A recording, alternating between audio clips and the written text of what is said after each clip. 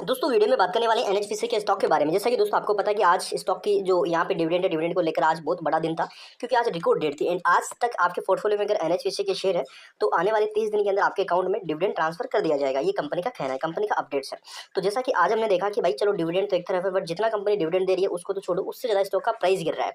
And अभी के time retailer totally panic है। जिन लोगों ने भाई विश्वास के अकॉर्डिंग खरीदा कि भाई चलो फंडामेंटल बेटर है, बट फंडामेंटल भी काम नहीं कर रहा है क्योंकि भाई रिटेलर ने मान के चलो पिछले 6 महीने पहले भी खरीदा है, उसको भी कोई बड़ा रिटर्न नहीं है। कंसोलिडेट हमें चल रहा है हाइड्रो पावर के शेयरों के अंदर, जैसा कि एसवीएन को आप देख लो, चाहे आप एनएचपीसी को देख लो, चाहे आप जेपी पावर को देख लो, तो टोटली जो हाइड्रो पावर के शेयर है ना भाई, ये अभी के टाइम कंसोलिडेट कर रहे हैं। एंड एक चीज ध्यान रखना कि जब भी कोई शेयर कंसोलिडेट करता है, मार्केट कितना ही ऊपर जाए उसको फर्क नहीं पड़ता है। मार्केट नीचे जाएगा तो उसी के साथ नीचे जाएगा, बट शेयर अगर मार्केट ऊपर जाएगा तो वो ऊपर नहीं जाएगा, वो नॉर्मली हमें सस्टेंस होता हुआ नजर आएगा कुछ हल्की सी तेजी के साथ। अब यहाँ पे भी के टाइम दिन खुलता है शेयर गिरता है, दिन खुलता है शेयर गिरता है, मतलब मार्केट खुलता है शेयर गिर जाता है। मतलब मार्केट ऐसी स्थिति बनी हुई है कि मार्केट खुलता है डेली बेसिस शेयर गिरता है, डेली बेसिस शेयर गिरता है। बट कुछ वक्त कुछ टाइम ऐसा भी आएगा कि मार्केट खुलेगा तो हमें डेली बेसिस स्टॉक के अंदर अब मूवमेंट देखने को मिलेगा। अभी के टाइम डाउन ट्रेंड बना हुआ है। एंड जैसा कि हाल ही के अंदर आपको पता है कि कोटक ने भी बहुत बड़ी यहाँ पे नेगेटिविटी दी थी, नेगेटिव अपडेट दिया था कि स्टॉक के अंदर आगे जाके 47% तक के करेक्शन की उम्मीद कोटक को है कि आगे इतना गिर सकता है। वही अगर प्राइस की बताऊँ मैं तो 67 रुपये का डाउन साइड में उसने टारगेट दिया है कि इतना यहाँ पे डाउन जा सकता है। बट रियलिटी कुछ और है एंड कहने में कुछ भी हो सकता है। कंपनी के अगर फंडामेंटल पर नजर डाले तो वो बहुत स्ट्रॉन्ग है, आगे जाके स्टॉक का प्राइस बढ़ेगा। एंड हाल ही के अंदर कंपनी ने डिविडेंड अनाउंस किया है, तो डिविडेंड के अकॉर्डिंग अगर हम देखें ना भाई, इसलिए उठा के देखें तो कभी भी कंपनी कोई भी डिविडेंड अनाउंस करती है कोई भी कंपनी, तो उस टाइम पे शेयर में प्रेशर दिखता है, रिटेल से शेयर बिकवाए जाते हैं। अब आज अगर मान के चलो आज तक आपके पास एनएचपीसी के शेयर है, अगर आप कल भी सेल कर देते हो तो भाई डिविडेंड के लिए आप हकदार हो, डिविडेंड आपको मिलेगा। बट अगर आप कल खरीदते हो एंड आप डिविडेंड की आशा रखते हो तो आपको डिविडेंड नहीं मिलेगा क्योंकि रिकॉर्ड डेट आज थी। जिनके रिकॉर्ड में आज तक जिसके पास शेयर है उसी को डिविडेंड मिलेगा, बाकी को डिविडेंड नहीं मिलने वाला है। मेन चीज आज का अगर डाटा बता दूं मैं तो 3 करोड़ 68 लाख की बड़ी वॉल्यूम नजर आई, 355 करोड़ के टोटल ट्रांजेक्शन थे। मार्केट से आज आशा थी कि जिस प्रकार हिंडन बैंक ने रिपोर्ट पब्लिश करी सेबी को लेकर, तो मार्केट एक बड़ा डाउनफॉल दिखा सकता है, बट ऐसा कुछ भी नहीं हुआ। मार्केट ने एक अच्छी स्ट्रेंथ दिखाई है, हिंडन बैंक की रिपोर्ट को किसी ने ज्यादा सीरियस लिया नहीं है। तो यहाँ पे एक हमारे लिए अच्छा पॉइंट है कि मार्केट प्रेशर में नहीं दिखा। मेन पॉइंट अभी के टाइम 36% शेयर ऐसे जो हमें डिलीवरी में जाते हुए नजर आए। बाकी अगर मैं डिलीवरी की बात करूँ तो सॉरी एमओ की बात करूँ तो एमओ में कोई भी बड़ी quantity buying and sell order में नहीं है। अब मुझे लगता है कि कल से स्टॉक में हमें जो ट्रेंड है वो बदलता हुआ नजर आए, क्योंकि भाई डिविडेंड जब तक अनाउंस रहता है उससे पहले स्टॉक में प्रेशर दिखता है, जितना गिरना था गिर चुका होता है, उसके बाद हमें अगेन स्टॉक मोमेंटम में बनता होता, मतलब मोमेंटम में आता हुआ नजर आता है। अब यहाँ पे चीजें समझो, पहले गिरा टोटली डाउन ट्रेंड, इसके बाद हमें रिवर्सल। तो यहाँ पे क्या चीजें नजर आ रही है कि पहले बिकवाली हुई, उसके बाद हमें यहाँ पे इन्वेस्टमेंट आता हुआ नजर आया, तो स्टॉक हमें वापस से उठता हुआ नजर आया। आज की अगर आप इंट्राडे लो देखोगे तो 95.45 पैसे के इंट्राडे लो थे एंड वही हाई 97.20 पैसे के स्टॉक ने हाई क्रिएट किए।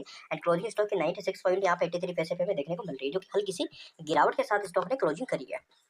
देखिए अगर आईएफसी में सॉरी दोस्तों अगर एनएचपीसी में आपने पिछले 6 महीने पहले इन्वेस्टमेंट किया होता तो अभी के टाइम आपके पोर्टफोलियो में कोई बड़ा रिटर्न नहीं था, ओनली फॉर 20% आपको स्टॉक अपसाइड दिखा।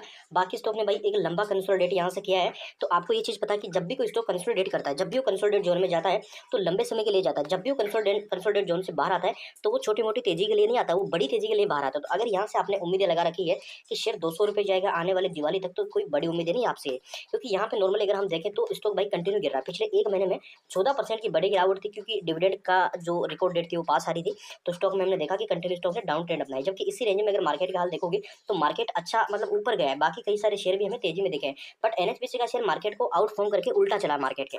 तो ये चीजें थोड़ी सी गलत रही। इन्वेस्टर ने जिन्होंने भी भाई 115 के आसपास खरीदा, कई बार भी कमेंट आते हैं कि भाई 115 पे मैंने खरीदा, 100 मैंने 17 पे खरीदा, चाहे मैंने 18 52 इकाई पे खरीदा है, तो मुझे क्या करना चाहिए। देखो दोस्तों अभी के टाइम अगर मैं मेरे पोर्टफोलियो के अकॉर्डिंग बताऊं कि मैं क्या करता, मैं आपको हमेशा वही चीज बताता हूँ जो मैं अपने पोर्टफोलियो में लागू करता हूँ।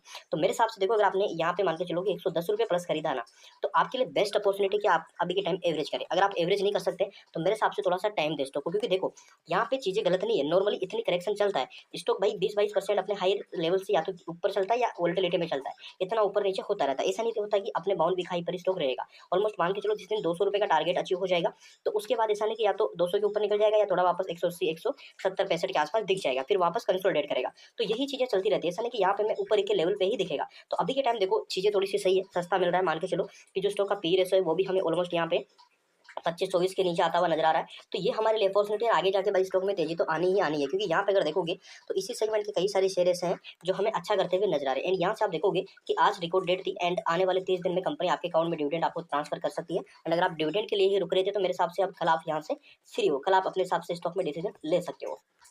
देखिए टेक्निकली व्यू के अकॉर्डिंग समझे तो इस गिरावट के साथ स्टॉक का आरएसआई है ना भाई 37 पे आ चुका है। मैं फिर से बता रहा हूँ, अब आ चुकी है रिवर्सल की बारी, क्योंकि यहाँ पे गिरावट आई थी, बैक टू बैक बहुत बड़ा रिवर्सल आया था, बहुत बड़ी गिरावट आई है। सेम वही पैटर्न बन रहा, आप देख लो यहाँ पे एकदम से उछाल आएगा, ऑलमोस्ट मान के चलो कि 5-6% का यहाँ से मुझे लगता है कि एकदम से उछाल आने वाला, जिसमें आपके मतलब स्टॉक आपको अगेन 102 रुपये 3 रुपये पे आता हुआ नजर आएगा। तो मेरे हिसाब से देखिए टाइम आप डेफिनेटली एक अच्छी अपॉर्चुनिटी ढूंढ सकते हो, क्योंकि देखो लंबा कंसोलिडेट है एंड जब बाउंस आएगा तो भाई स्टॉक अपना पूरा ट्रेंड ही बदलेगा। मतलब यहाँ पे जो पिछली बार हमें यहाँ पे ट्रेंड बदलता हुआ नजर आया था, उसी प्रकार यहाँ से कंसोलिडेट एंड फिर से ट्रेंड बदलता हुआ दिखेगा, जो कि ऑलमोस्ट आपको ज्यादा वेट नहीं करना पड़ेगा। मान के चलो कि यहाँ पे 1-2 महीना वो रुक जाओ, Q2 तक यहाँ पे स्टॉक में एक बड़ी स्ट्रेंथ बनने वाली है।